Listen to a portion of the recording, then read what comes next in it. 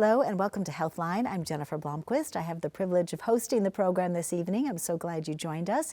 We have a wonderful guest. I've never had the privilege of being on the program with him. Mark Evans has, but tonight will be my turn to interview him and ask him lots of questions. He's a urologist here from Fort Wayne, and we're going to be focusing on kidney stones. So, as usual, the show always offers a wealth of knowledge for you that will hopefully help you. Maybe you're not having this issue, but maybe you know somebody who is. And you can learn some things tonight that should benefit you in the future. So why don't I go ahead and introduce you to tonight's guest. You may recognize him because he's been on before. This is Dr. Scott Palmer, who's a urologist, and we appreciate you coming back. Glad to be here. I know your office sent me some information and said you wanted to focus on kidney stones. Mm-hmm. It's certainly not a happy topic. I have never personally known anybody in my family who's had one. I had a coworker, and she seemed fine. She left to go have lunch one day, and a short time later, she called and said she was in agonizing pain and didn't think she could drive anymore, and asked if somebody could come get her and take her to the hospital.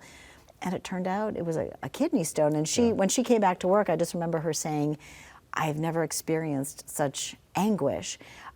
So we know they're painful. Mm-hmm. Do they come on? Does the pain usually come on kind of suddenly, or are there signs you can look for leading up to the issue? It does vary, and the experience is almost never pleasant. Yeah. But there are some people that get really severe pain, and some that don't. Okay. But yeah, usually it's something that hits you pretty suddenly. Okay. And it's the kind of pain that once you experience it, you kind of recognize it. Okay. The term that we use is called colicky, which would be the same thing with a gallbladder attack, mm-hmm. where you just cannot get comfortable.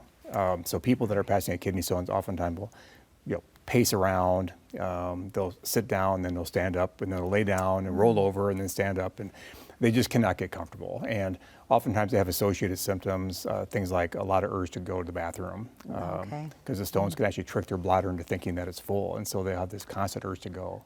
But you don't go to the bathroom, or a lot of times you may. Can you still urinate if you have a kidney sure, stone? Absolutely, but it may just be small amounts. Okay. And you may even convince yourself that you can't go, and so sometimes people show up at the ER and they're convinced that their bladder is totally full and that they can't go even though it's empty. So the stone can trick you that way. And then of course, nausea, vomiting, sweating.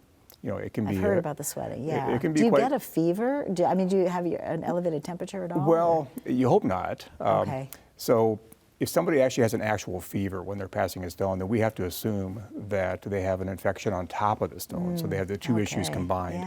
Yeah. Having one or the other is not necessarily a big deal, but when you combine them, that's when it can actually be quite serious and life-threatening.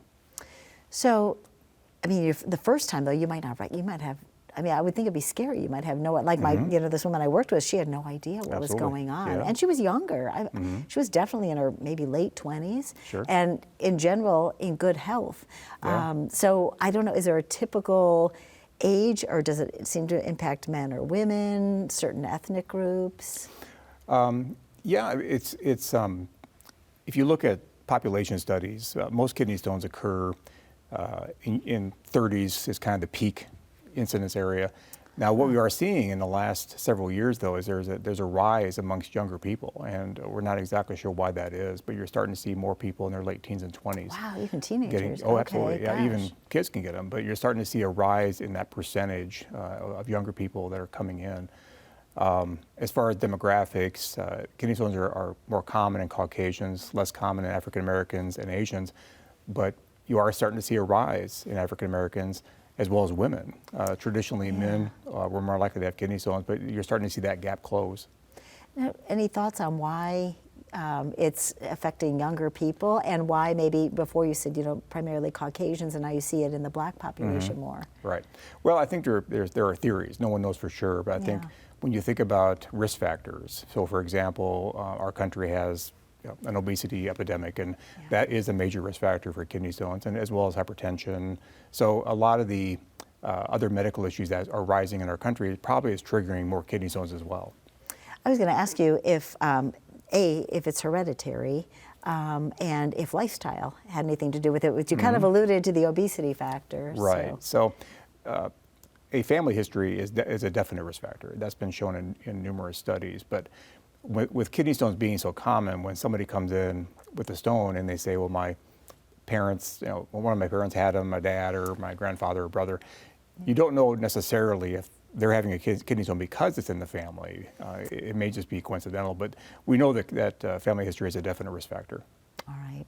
And on that note, I was just looking at the calendar. It's only a few weeks from Thanksgiving. Mm-hmm. That's a good time to tell people in your family about maybe issues you've had.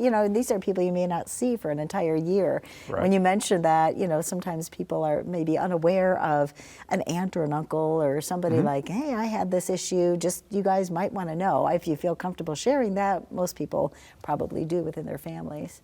Well, I think a lot of the subjects in our field are not things that come up very often at family dinners. Right. But kidney stones probably is one that does occasionally. But yeah, I mean, frequently I'll see somebody who had a stone and they'll kind of canvass their family and they'll find out that they had an uncle who had stones or a grandfather, and they didn't know that. Yeah. Oh, there's a lot of things that you experience, and then then your mom tells you, oh, Uncle exactly. Joe had that, sure. Years ago. Yeah. So just knowing that and who is most at risk, what are some things you can do if you're in that situation? Should you go to the emergency room, whether it be a child or somebody close to 30? Is that the best route? Well, I think it really kind of depends on primarily the symptoms, how bad the symptoms are. So all of us in our field, we have patients that pass kidney stones occasionally, and they kind of know the drill. And so they can decide how bad it is and if they want to go to the ER. But a lot of them will just try to tough it out for a few days, because they've passed stones on their own before, and they'll try to tough it out. But there are certain things that if it's happening, you definitely want to go to the ER. So like we mentioned before, fevers, that's an absolute one.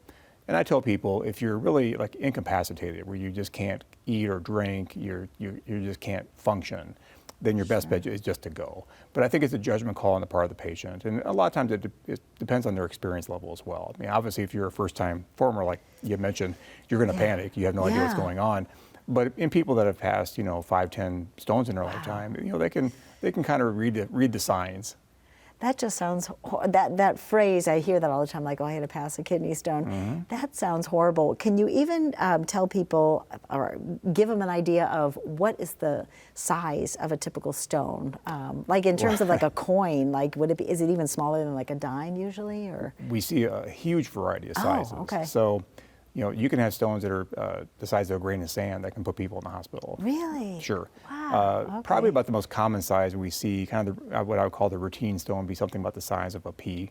Okay. Maybe like a large pea. Is it tend to be smooth, or is it kind of a jagged? Either or. Okay. But ironically, the size of the stone or the shape really has little bearing on the amount of pain, or whether it's moving or not moving. So there are basically two ways that people get pain with stones. One is as it's coming down the tube, which is called the ureter, coming from the kidney to the bladder. The ureter is actually a muscular pump. So like any muscle in your body, it can spasm. Okay. So if it senses that there's something in there that should not be there, that can trigger a spasm. And that's typically the really severe, like just stabbing, like knife-like pain that just drops you to your knees. The other way is that if it causes a partial blockage of the kidney, the pressure can build. And so you can start to get what's called renal colic, where the kidney itself, the capsule of the kidney, senses that pressure, and then you can get a lot of pain with that. And that's also a lot of times where people get nausea and vomiting as well, because your body doesn't quite know what's going on. The renal capsule is stretched, your brain isn't quite sure it's at the kidney or the bowels, and so sometimes people have just sudden vomiting in that situation. So do you do an ultrasound to detect it, or what's the best way to look at it? Well, probably the most accurate way is a CT scan. So people, if they show up in the ER, if there's a suspicion that they're passing a stone, generally will get a CT scan. You can do an ultrasound, which will confirm whether or not there's a degree of blockage or the plumbing is backing up on the kidney, but it wouldn't necessarily see the stone, and they're not 100% reliable in that situation. But CT scans are where you kind of really get the answer. So if somebody comes in and they've got this issue, can you give them something? Would a pain reliever help, or is there some medicine you can give them to at least alleviate some of the discomfort? Well, sure. I mean, I think that the first step when they come into the ER is make them comfortable. And so the staff in the ER, they're going to do their best to try to get them as comfortable as they can. But, kidney stone pain is a kind of pain, if it's severe enough, In some cases, they will give multiple rounds of opioid pain medications, that's and they strong. still. Okay, I didn't know if it was maybe just sure, like an yes. anti-inflammatory or something that Well, would help. you'll combine that together, but Okay. in an acute setting where the pain is severe, they're Yeah. almost always going to give IV opioids in that situation. Okay. Now, in people that are managing their pain, oftentimes they'll combine an anti-inflammatory with an opioid and some other medications as well to make them more comfortable. So when you were mentioning, this sounds just horrible, when you were saying there are people that have passed 5 to 10 stones. Sure. And I assume, yes, if it's happened once, you're going to recognize it. How long, I mean, does that just run the gamut as far as how long it takes for the stone to pass? And what are maybe some other issues that can happen along the way that could maybe slow it down or speed it up? Sure. Well, we know that statistically, the smaller a stone is, the more likely it is to move all the way through. And Okay. when we say the word pass, what we're talking about is when it goes from the kidney to the bladder. So Yeah. once it gets to the bladder, once it pops into the bladder, you've passed it. Now, it may not come out when you urinate until later, but you've passed it into your bladder. Okay. So basically, whenever somebody is passing a stone, you try to come up with, okay, what is their statistical chance of passing it on their own?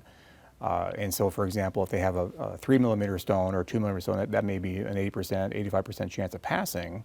Whereas if they have like a 7 millimeter stone, you're talking maybe a 30% chance of passing. Okay. So you look at the size of the stone, where it's at, and also their symptoms to figure out should they give it time or not. But if they decide to try to pass it, depending on how they're doing, we'll sometimes give them 3, 4, or 5 weeks. Oh, that long. My Yeah. gosh. It depends on obviously how bad their symptoms are. What is the material that's in the stone itself? Is it fibrous or what? I guess, when you say stone, I think of something like a rock, something really hard. It kind of is a rock. Most of them are calcium based. About Okay. 85% kidney stones are calcium based, and there's a couple of different types of calcium stones. What commonly happens, though, people will jump to the conclusion that calcium is the problem, and so you'll see people kind of as a reflex they'll cut dairy products out of their diet or something like that, Sure. But rarely is the dietary calcium the issue. But most stones are calcium based, and there's a few other stones that we see as well. One is called uric acid, which the interesting thing about uric acid stones is they are what we call radiolucent. So on a CT scan you can see them just fine, but on a plain X-ray you oftentimes can't see them. Okay. Whereas calcium stones typically you can. And there's a couple of other stones out there that are more rare, but calcium stones make up the bulk of what we deal with. Now, I've also heard of, and I don't know if this is common anymore, but years ago I would hear of practices where they would try to break up the stone. Is it with lasers? Sometimes. I don't know if that's common or if there have been more advancements since Well, then. in people that require surgery for the stone, it depends on several things. So if the stone is not exceedingly large and it's calcium based, and it's up high enough, you can do what's called extracorporeal shockwave lithotripsy, which is basically using a shockwave that passes through your body and it pummels the stone over and over and over with the idea of breaking up into fine fragments. Yeah. It's a technology that was originated in Germany, I think back in the 1970s, and it first started coming to the US in the 80s. Very, very popular because it's typically non-invasive. So people come in, they get put to sleep, they have the machine put up against the skin, and it shocks the stone over and over and over So until there's no it breaks incision up. No, involved no. in that. Okay. Where a laser will come into play is if you have to go from below with a scope and go up, you'll oftentimes laser the stone and break it up into fragments and then remove the fragments. Oh, all right. And then there's also other procedures. There's one where we go through the back, where the incision's about an inch or so long, and you actually go into the kidney itself and try to break up and remove stones. Would that be a more severe case if you're going in through the back? Well, typically they're large, very large stones. Okay. So stones that form in the kidney that sometimes are kind of like a mold of the kidney, oftentimes associated with bacteria. The way to go get them is to go through the back, and it's a procedure that most of us do pretty regularly. But again, what kind of surgery you do really depends on several factors. I was going to ask you, because when you were talking that it could, take a few weeks to pass a stone, do you sometimes know right away if you see the patient, yes, surgery's, going to need to be done, or do you sometimes look at somebody and say, well, we can wait and we'll monitor it and then decide? Yeah, exactly. So when you're talking to a patient that's passing a stone, you're going to focus on two things. One, what is their odds of passing it? What are their odds of passing it? So again, a smaller stone has better odds, but you also have to factor in how severe the symptoms are. So you may have somebody who has a very, very small stone, say 2 millimeters, it's down low, it's close to passing. But if they're in severe agony, if they're incapacitated, you're going to say, look, you have a good chance of passing the stone, but you're so symptomatic, your best bet is just to have it removed. Yeah. By the same token, you may have somebody who has a larger stone, say 9 millimeters, but their symptoms are mild. But at the same time, you're going to tell them, well, your chances are not great. So even though your symptoms are mild, your best bet probably is to go ahead and have it removed. So you have to factor both of those things in. And so it's a bit of a judgment call. And so you include the patient in that conversation as well. And if they want to be aggressive and have it removed, that's fine. If they want to give it time, that's fine too. But I think they need to know where they're at statistically. Yeah, for these people that, when you're saying it can take weeks, I mean, are most of those patients able to kind of function normally? They can go to their job and do their thing. I think if they're symptomatic to the point where they can't work or they're they're bedridden, then they probably should just have it removed. But the majority of people that are passing a stone that are not severely symptomatic, we actually recommend activity, because activity is one of the things that can improve your chances of passing the stone. Yeah, I was going to ask you too, we had kind of alluded to obesity being an issue, so diet or lifestyle, are there things, if you find yourself in this situation that you should change? Are there things that help you, if you eat or drink, that would help you to pass it more quickly? Well, it's a common practice to advise patients to go home and drink tons of liquids, to try to flush out the stone. Fluid, But interestingly enough, research has shown that really doesn't seem to have a big impact. Okay. So there are two things that statistically will improve your odds somewhat. One is, we talked about it, activity. So I tell people, don't lay around, be active. Okay. The other, there are certain medications that relax the muscles or the tone of the tube that comes down from the kidney, but also where it pops into the bladder. And so those medications relax those muscles, which can also increase your chance that it'll pop into the bladder.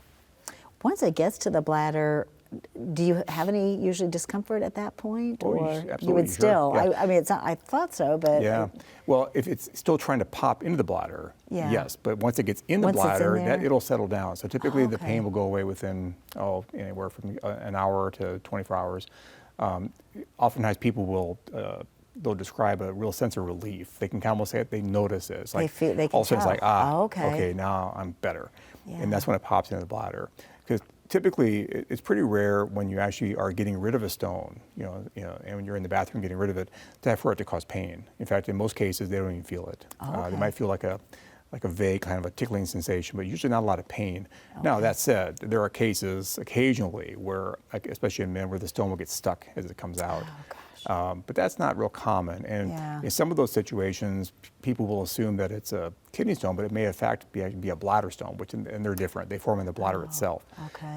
But no, normally when you actually urinate the stone out, you don't feel that. So once the stone's in your bladder, oftentimes you feel a lot better. That's funny, interesting that you say that they can tell when it's passed. So. Yeah, some people kind of have that sensation, or just like, oh, okay, now I feel better. And that's, a hit and miss. But sometimes the symptoms can linger for a day or so. So even though the stone is passing the bladder, sometimes people can still have pain or urge to pee for several hours. So once you've had a kidney stone, does that increase your chances it will happen again? It does. By a lot? Well, a fair amount. Really? People that had their first kidney stone attack have about a 30 to 50% risk of having another one within 5 years. Oh, gosh. Okay. So that's why it's important for people that are passing kidney stones to kind of understand what steps they can take to try to reduce their risk. And then people that are having numerous stones over and over and over, we do recommend some testing, some specialized testing to try to find out if there's something about their diet or their bodies that's actually triggering the stone formation. Well, before the show, we were talking that I figured all of your patients would be men, being a urologist. And I figured that if women had urology issues, they would go see a gynecologist. But, if there's a woman who's had this issue, is it best to visit you regularly or visit a urologist regularly? Are there things you can do to monitor in it? people that have had one stone, they pass it and then they're fine. I think it's kind of a judgment call, whether they want to come in and talk about kidney stones or not. But certainly anybody who's forming them over and over again, especially if they have a strong family history, should probably come in and talk to us, and maybe we'll run some tests and try to figure out what they can do to kind of slow them down. Now, are there other things, like people who have this issue, do they tend to have other underlying issues or chronic, I don't know, chronic disease, or I don't know if there are other contributing factors? Oh, absolutely. I mean, so there are a number of risk factors that we see, and unfortunately, they're the kind of risk factors that are getting worse in our country. So things like Yeah, obesity, yeah. diabetes, hypertension. There's just a number of health issues that make people more at risk. Also, people that are not active, people that are confined to wheelchairs, or if they're bedridden. So there's several medical risk factors that we can target, and some you can control and some you can't. But yeah, there's multiple risk factors. What about medications? Unfortunately, Yes. we live in a society where a lot of people are on medications long term. So Sure, there's sure. certain kinds that impact There's a it? handful. And Okay. most of those situations are rare. But you will occasionally hear about stones that are caused by even antibiotics. There's a couple of sulfa, Yeah. and there's one, what we call fluoroquinolones, that can cause stones, but that's pretty unusual. The expectorant that people take for Oh, coughing when they have a yeah, bad, like a it's syrup, called yeah. guaifenesin. Okay. Rare, but you'll see those. Probably the most common stone that we see in our practice that's related to a medication, it would be Topamax. Topamax is prescribed often for migraines or chronic pain, sometimes for okay. seizures. And I would say maybe twice a year I'll see somebody who's forming stones because of Topamax. I just feel like ever since we had the COVID pandemic, I feel like people's eyes are opened wider into the field of medicine as far as, looking at things a little differently, and maybe being a little suspicious, like, do I really need to take that medicine? Is this making me in the long run worse than, is this making me more susceptible to illness? So I think people in the back, I know that there are a lot of people that are on medication and have no choice, but I think there are some people that are looking at it a little differently, have their eyes opened a little wider now. Yeah, I don't know if you find that from patients being more inquisitive about that. I wouldn't say that I've heard the COVID epidemic as being something that has triggered a lot of focus on medications from the patients, but it could be the case nationwide. Yeah. And in our field, we're kind of narrow in terms of what we see. So Sure. it could be situations where people are very focused on what they do that might affect their immune system, for example. Yeah. I listen to, I'm kind of nerdy. I don't listen to anything really trendy, but I do listen to some health-related podcasts. And there are a couple of doctors I really like. And some of them, they're not conspiracy theorists or anything, but they offer up things like, hey, you might want to think about, this might end up causing you more trouble down the road, maybe, change your ways. So. Well, I think any treatment that you do, there's always going to be a positive and a negative. Yeah. And so you have to weigh that. So if you put somebody on, say, a diuretic for high blood pressure, well, they run the risk of becoming dehydrated, which can increase their risk of kidney stone formation. Right. So there's a number of things you have to factor in. Is the benefit worth the risk? And that would apply to really any medication that we prescribe or any surgery that we do. Oh, sure. I mean, even taking a simple, antibiotic, there's always Sure. side effects. Absolutely. I've seen that over the years in my own children. And even the decision to do nothing has risk. Yeah. So every decision you make when it comes to your health has a risk factor. Yeah, that's why sometimes you just have to read up as much as you can on your own, but also consult, with people who are professionals in that field. Certainly makes a big difference.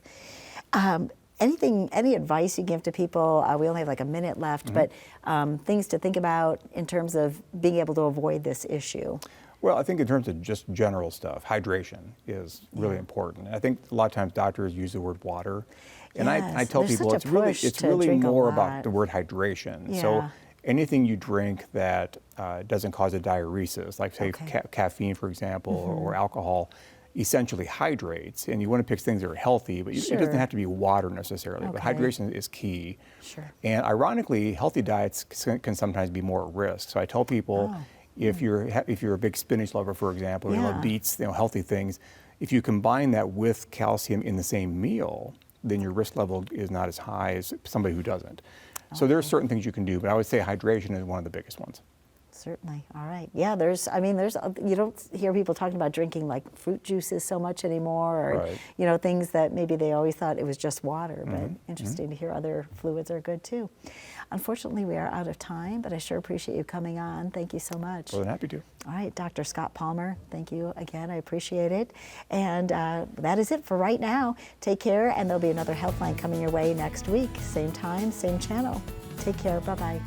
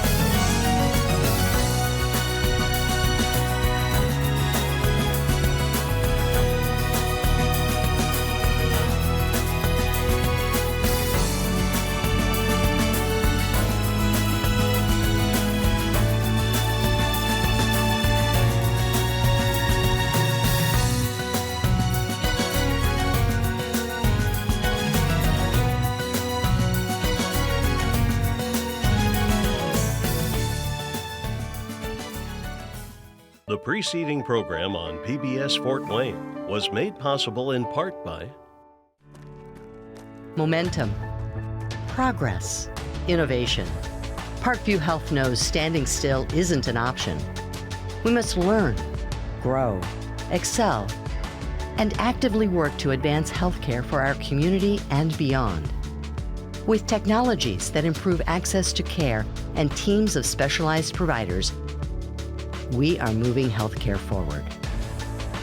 Right here at Parkview Health.